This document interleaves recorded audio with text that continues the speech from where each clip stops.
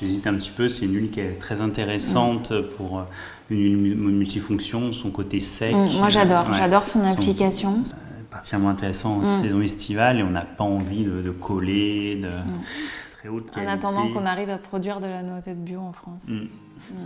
C'est à Clarence, près de Bordeaux, que Julie et Yannick pensent et créent leur nouvelle marque de cosmétiques 100% française.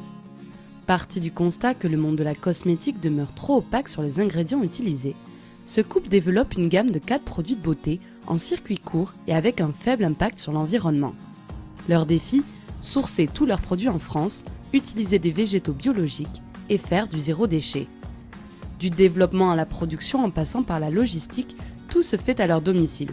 Un challenge de taille pour une jeune entreprise. Est-il possible de créer une marque de cosmétiques éthique et responsable ? Le monde de demain s'est rendu à Lugon et l'île du Carnet, en Gironde. À tout juste 40 ans, Julie Brunet et Yannick Bongrand ont cofondé Clarence Bordeaux, un laboratoire qui produit des principes actifs végétaux cultivés en France. Elle est kinésithérapeute, il est vétérinaire, mais l'aventure de l'entrepreneuriat démarre en janvier 2022, après plusieurs années de réflexion et une prise de conscience. Ça fait très longtemps de ça, quand j'ai obtenu mon diplôme de kinésithérapeute, donc là on était en 2004, j'ai d'abord commencé à utiliser les huiles végétales pour mes patients.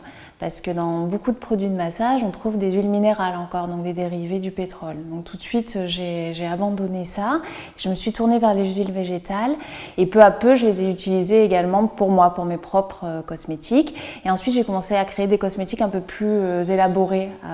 J'ai vraiment complètement arrêté d'acheter la cosmétique traditionnelle. J'avais envie de me couper des parabènes, des produits potentiellement cancérigènes. Ce qui crée le déclic, c'est aussi le rejet d'un greenwashing décomplexé. Il y a aussi beaucoup de marques qui jouent là-dessus et qui vont mettre en avant le produit français qu'ils vont utiliser. L'huile d'amande douce va être mise en avant. Mais en fait, quand on regarde les étiquettes, on va se rendre compte qu'il y en a 1% dans le produit. Voilà, donc nous, on avait envie justement de proposer quelque chose de plus vrai et de sourcer toutes les matières premières brutes en France. Une année de validation, de formulation et de certification des formules par une toxicologue avant la première commercialisation en mars 2023. Pour réduire les coûts, le couple a tout simplement tout fait de A à Z, du logo au packaging, en passant par le site web. J'ai tout créé moi-même avec des outils informatiques classiques.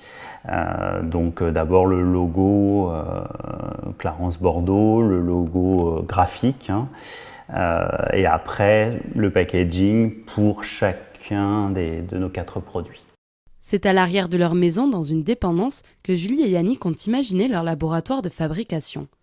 Ici, rien n'est externalisé et tout est contrôlé, car il a fallu respecter certaines contraintes réglementaires et montrer patte blanche. J'ai pas fait le cyprès, donc il faut 45 de cyprès, 0,3 de gomme xanthane et 4 de glycérine. Ici, on a la partie huileuse, donc on a un mélange d'huile végétale, on a de l'huile de noisette, on a de l'huile de chanvre et de l'huile de prune, qui est l'huile d'amandon du pruneau d'Agen, donc 100% sud-ouest. Plus de 99% des produits sont d'origine naturelle.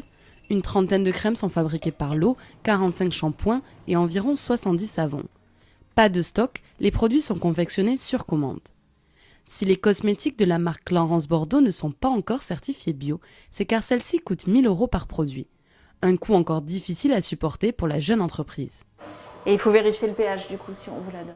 Ici, les huiles végétales sont bio, la spiruline pour les shampoings l'est également, et pour les savons solides saponifiés à froid, on utilise de l'huile d'olive et pas de coco. Pour réduire l'empreinte écologique, les emballages sont recyclables et recyclés. Les contenants sont en verre et pour aller plus loin, l'entreprise a même développé un système de consigne. Donc ce sont des flacons en verre pour lesquels on souhaitait aller plus loin que le simple recyclage. On souhaitait qu'ils aient une deuxième vie, une troisième vie, qu'ils soient réemployés autant de fois que possible. La modalité la plus logique qui vient en tête, c'est l'achat auprès d'une boutique partenaire. Et dans ce cas, le consommateur a uniquement à ramener le flacon au magasin qui les stocke et qui nous les retourne ou on va les chercher selon la distance. Ça a été plus compliqué à mettre en place pour la vente en ligne. On a fait le choix d'inciter vraiment le retour en prenant en charge les frais de retour, les frais postaux, en essayant quand même de grouper parce que ça n'a pas trop de sens de renvoyer un seul flacon.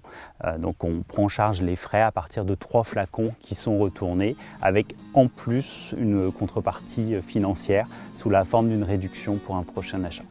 La gamme de cosmétiques est en vente sur le site web, mais aussi dans 2 pharmacies partenaires, dont l'une se trouve à 5 minutes en voiture du lieu de production.